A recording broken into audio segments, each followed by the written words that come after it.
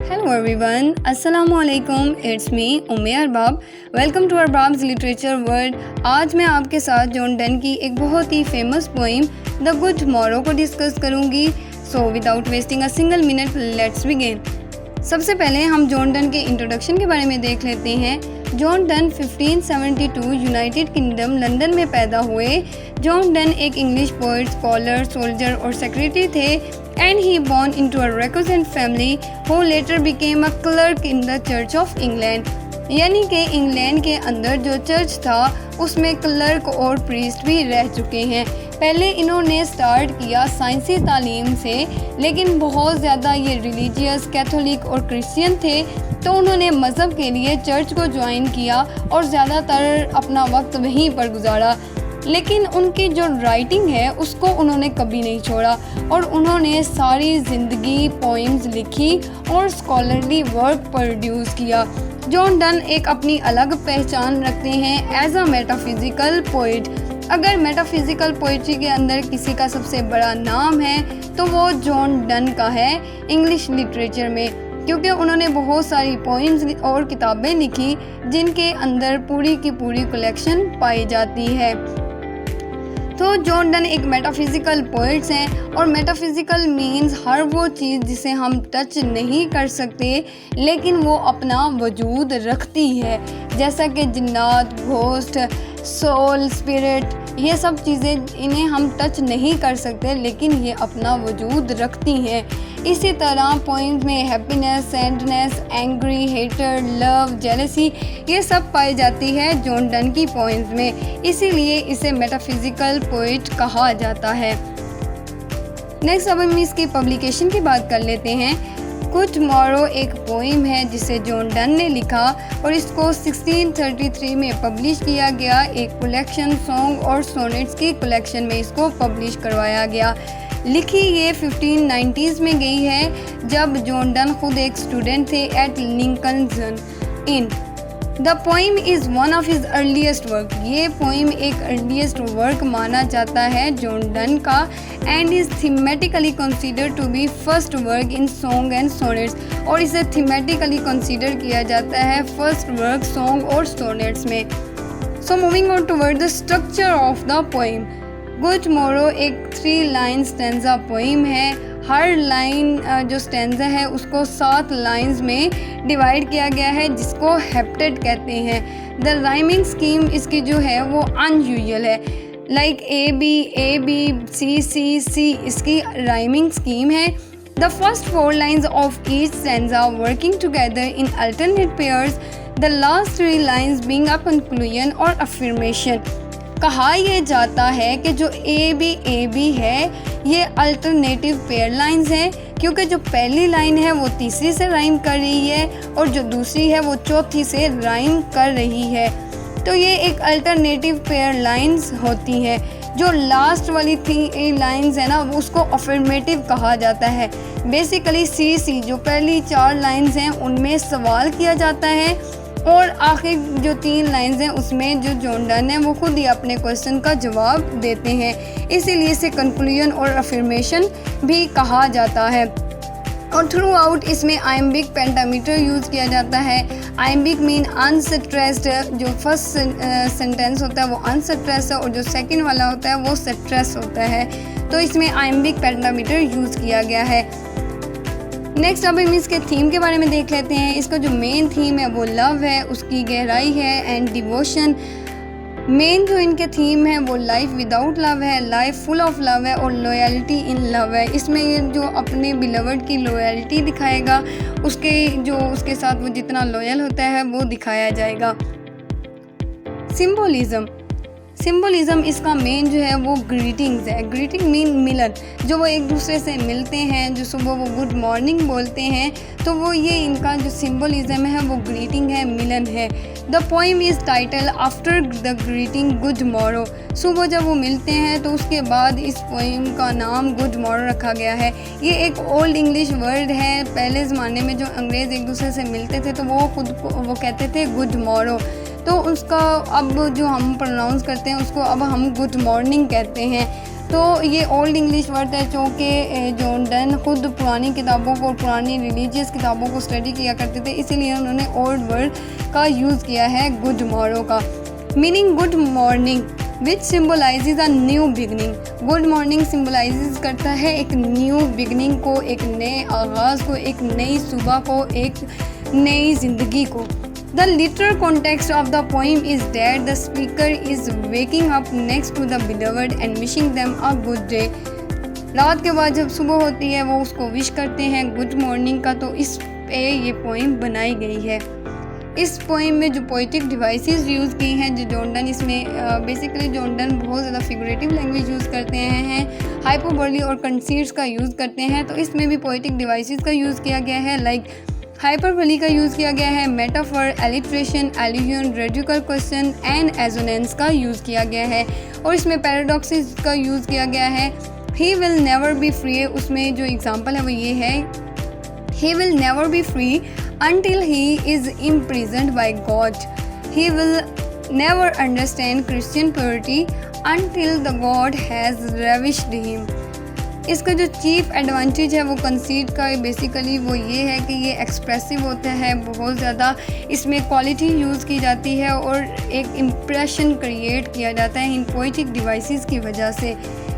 अब इस पोइम का जो टोन यूज़ की गई है वो लाइट है, हाईली इमिटेट है एंड इंट्रोस्पेक्टिव इसकी टोन यूज़ की गई है। इमिटेट वही प्यार भरी जो टोन है इसकी वो यूज़ की गई है। जॉनरा में ये एक लिरिकल पोइट्री है। लिरिकल पोइट्री इस तरह है कि ये सॉन्ग लाइक हमें नज़र आएगी, जिस तरह हम पोइम को पढ़ते जाएंगे हमें एक म्यूज़िक क्रिएट करते हुए दिखाई देगा। तो इसकी जो सेटिंग है वो इम्प्लिसिटी, two lovers awakening next to each other, इसकी दो लवर्स उठते हैं और इस पे ही इसकी सेटिंग एक रूम में होते हैं, तो उस पे ये लिखी गई है, इसकी सेटिंग ये है। तो चलिए अब पोइम को हम बाकायदा स्टार्ट करते हैं। I wonder bye my truth what दो एंड आई, मुझे हैरत है कि मोहब्बत करने से पहले मैं और तुम क्या करते थे। डिड टिल वी लव्ड, क्या हम तब भी एक दूसरे से प्यार करते थे। Were we not weaned till then, क्या हम उस वक्त अपने शीर ख्वार बचपन से ही नहीं निकल सके थे। तो यहाँ पे बेसिकली जॉन डन एक क्वेश्चन करता है। But sucked on country player childishly, और फितरत के निज़ारों से ऐसे चिमटे रहे जिस तरह शीर ख्वार बच्चे अपनी माओ का दूध पीने के लिए चिमटे रहते हैं। और snorted we in the 7 sleepers den, या फिर हम 7 असहाबे कहफ की तरह मुद्दतों तक किसी गार में खराटे रहते रहे थे या सोए रहे थे। 7 स्लीपर यहाँ पे बेसिकली एक बिब्लिकल और क्रिश्चियन रेफरेंस लिया गया है, जिसमें जो क्रिश्चियन है वो गार में सो गए थे कहीं सदियों तक के लिए, तो यहाँ पे एक रेफरेंस लिया जाता है biblical. 'Twas so, but this all player fancies be, if ever any beauty I did see, which I desired and got, it was but a dream of thee। सब कुछ इसी तरह होता रहा, लेकिन अब मुझे महसूस होता है कि बचपन का तमाम सुरूर महज तसव्वुरात से ज़्यादा कुछ नहीं था। जॉन डन कहते हैं कि तुम्हें मिलने से पहले मैंने अगर कोई खूबसूरत चीज़ या कोई खूबसूरत लड़की देखी थी, उसे चाहा था, उसे हासिल भी कर लिया था, उसकी हैसियत तुम्हारे तसव्वुर ख्वाब से ज़्यादा नहीं है। तो बेसिकली इस फर्स्ट स्टैंजा में जो पोइट है वो पहले तो वो 3 सवाल इसलिए पूछते हैं और ये दिखाता है कि पहले तो मैं दौरे जाहिलियत में रह रहा था, मुझ पर दुनिया की कोई चीज़ आया ही नहीं थी।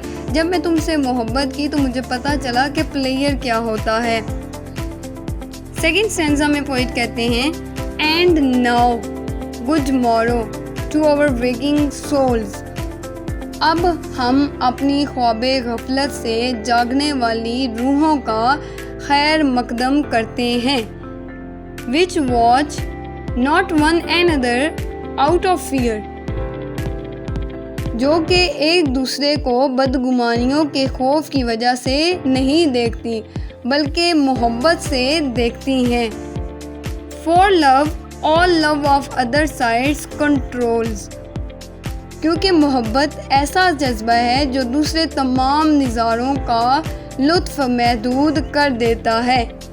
And makes one little room and everywhere, और ये मोहब्बत एक छोटे से कमरे को पूरी दुनिया में तब्दील कर देती है।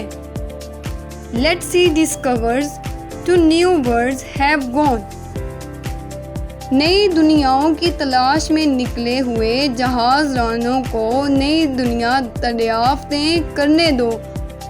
Late maps to other words on words have shore, और वो कहते हैं और उसके नतीजे में दुनिया के नक्शों पर नई दरियाफ्त होने वाली दुनिया या इलाके ज़ाहिर होने दो। Let us possess one word each hath one and is one, ऐ मेरी महबूबा आओ हम अपनी प्यार भरी एक ही दुनिया पर इक्तफ़ा कर लें जिसमें हम एक फ़र्द दूसरे के लिए हों और बिलाखिर हम एक हो जाएं। तो बेसिकली सेकंड स्टैंजा में जो पोइट है वो कहते हैं कि जो नई दरियाफ्तें करते हैं, जो दूसरी कंट्रीज़ में लोग जाते हैं और ख़ूबसूरती देखने के लिए, तो उनको नई दरियाफ्तें करने दो, क्योंकि मेरी जो खूबसूरती है वो मेरे सामने बैठी है, तुम ही खूबसूरती हो और जिसे मैं देखना चाहता हूँ। और सेकंड स्टैंजा में इसी में पोइट कहते हैं अगर कोई दुनिया में प्लेयर है, अगर कोई दुनिया में फैंटेसी है और दुनिया में प्लेयर की फैंटेसी है, तो मैंने दुनिया में तुमसे ज़्यादा खूबसूरत चीज़ नहीं देखी। पोइट कहते हैं कि अगर दुनिया में कहने की या देखने की कोई चीज़ या मुझ में कोई डिज़ायर है, किसी चीज़ की ख्वाहिश है, तो वो तुम और तुम्हारा प्यार है। थर्ड स्टैंजा में पोइट कहते हैं माई फेस इज़ दाइन आई, दाइन इन माइन अपीयर्स, जब हम एक दूसरे को देखते हैं तो मेरे चेहरे का अक्स तुम्हारी आंखों में और तुम्हारे चेहरे का अक्स मेरी आंखों में दिखाई देता है। And true plains heart do in the faces rest, और सच्चे मुखलिस दिलों का अक्स चेहरों पर नज़र आता है। Where can we find to better hemisphere, जहाँ हम अपने दिलों की शक्ल में ज़मीन के दो निस्फ कुर्रों से बेहतर अपनी मोहब्बत की दुनिया के दो निस्फ कुर्रे देख सकते हैं। यहाँ पे बेसिकली हेमिस्फीयर्स की बात की जा रही है और वो पोइट कहते हैं कि हम ही एक दूसरे के हेमिस्फीयर्स हैं। Without sharp north, without declining west, जहाँ ना तो शुमाली इलाकों की तरह शदीद सर्दी होगी और ना ही मगरिब का ऐसा निज़ाम होगा जहाँ सूरज ग़ुरूब हो जाता है, यानी जहाँ ना तो हमारी मोहब्बत में सर्द महरी आएगी और ना ही हमारी मोहब्बत ख़त्म हो जाएगी। Whatever die was not mixed equally, हम एक दूसरे में इक्वली मिक्सड हो जाएंगे और हम एक दूसरे में मुंतकिल हो जाएंगे। If our two loves be one, or thou and I love so alike that none do slacken none can die, तो वो कहते हैं कि अगर हम दोनों की मोहब्बत एक हो जाए या हम दोनों एक दूसरे को एक जैसा चाहने लगें और दोनों में से कोई एक भी अपनी मोहब्बत को कम ना होने दे, तो हमारी मोहब्बत मर नहीं सकती बल्कि लाफानी हो जाएगी।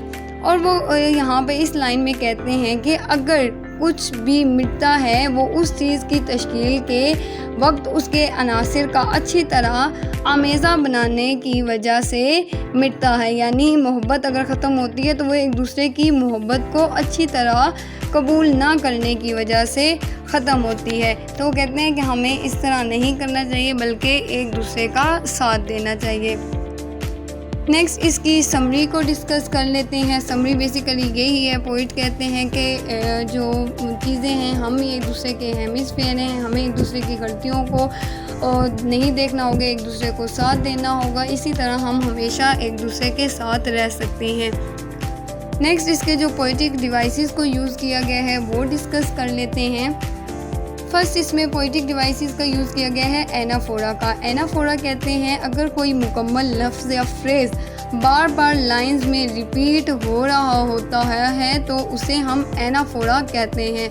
तो इस पोइम में लेट वर्ड का बार बार इस्तेमाल हुआ है तो उसको हम एनाफोरा कहते हैं। एलुजन कहते हैं कि अगर कोई हिस्टोरिकल या सोशल इवेंट्स का रेफरेंस जिसमें दिया जाता है, किसी भी लिटरेरी फिगर को यूज़ किया जाता है पोइम के अंदर, तो उसे एलुजन कहते हैं।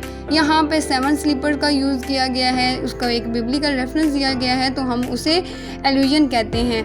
एजोनेंस का यहाँ पे आएगा कि अगर वाउल साउंड बार बार रिपीट हो तो वो एजोनेंस कहलाती है। इसी तरह कॉन्सोनेंट साउंड होते हैं, means repetition of consonant sound. तो यहाँ पे and, now, good, Morrow, together, waking sound, ये एग्जांपल आ जाएगी एजोनेंस की। एलिट्रेशन में कॉन्सोनेंट साउंड्स की ही रेपिटेशन होती है, लेकिन वो सेम लाइन में होना ज़रूरी होती है। जब कॉन्सोनेंट सेम लाइन में रिपीट होते हैं तो उसको एलिट्रेशन कहते हैं। ये एग्जांपल इसमें आ जाएगी, we were and we in seven sleepers में। ये सेवन स्लीपर्स में फर्स्ट भी एस का यूज़ हुआ है और स्लीपर्स में भी फर्स्ट लाइन में भी एस का यूज़ हुआ है तो ये एलिट्रेशन कहलाएगी। कंसीड्स की यहाँ पे एग्जांपल दी गई है। कंसीड्स मीन एक्सटेंडेड मेटाफर्स, यानी कि दो चीज़ों को कंपेयर करना जो एक जैसी ना हो। फिर कंसीड्स वो होता है जो मेटाफर्स को भी बढ़ा चढ़ा कर बताया जाता है। तो यहाँ पे जो हेमिस्फीयर्स का यूज़ किया गया है इस पोइम में, वो इसमें कंसीड्स फिगर्स ऑफ स्पीच का यूज़ किया गया है। नेक्स्ट हाइपरबली का यूज़ किया गया है। हाइपरबली में सारी चीज़ें एग्जैजरेट की जाती हैं और इस पोइम में बहुत सारी चीज़ें एग्जैजरेट की गई हैं, तो हाइपरबली का भी इसमें इस्तेमाल किया गया है। इमेजरी का यूज़ किया गया है। इमेजरी भी यूज़ की गई होती है जिसमें जो रीडर्स को सेंसेस की अपील की जाती है। और यहाँ पे एग्जांपल दी जाती है कि तुम्हारा चेहरा मेरी आंखों में नज़र आता है और मेरा चेहरा तुम्हारी आंखों में नज़र आता है, तो ये इमेजरी एक क्रिएट की गई है। मेटाफर का यूज़ किया गया है। मेटाफर जो है वो इसमें बार बार रिपीट हुआ है, एक फिगर्स ऑफ स्पीच है जिसमें दो चीज़ों को कंपेयर किया गया है। मेटाफर में आता है जिसमें दो चीज़ों को कंपेयर किया जाता है, जबकि कंसीड्स में भी यही होता है कि दो चीज़ों को कंपेयर किया जाता है, लेकिन उसमें लाइक और एज का यूज़ नहीं किया जाता और उसमें चीज़ों को बढ़ा चढ़ा के बताया जाता है, डबल दुगना करके बताया जाता है, जो कि पॉसिबल भी नहीं होती। पैरेललिज्म मीन ये एक दूसरे के पैरेलल होते हैं, जिसमें एक फ्रेज़ और क्लॉज एक दूसरे के पैरेलल होते हैं, उसे पैरेललिज्म कहते हैं।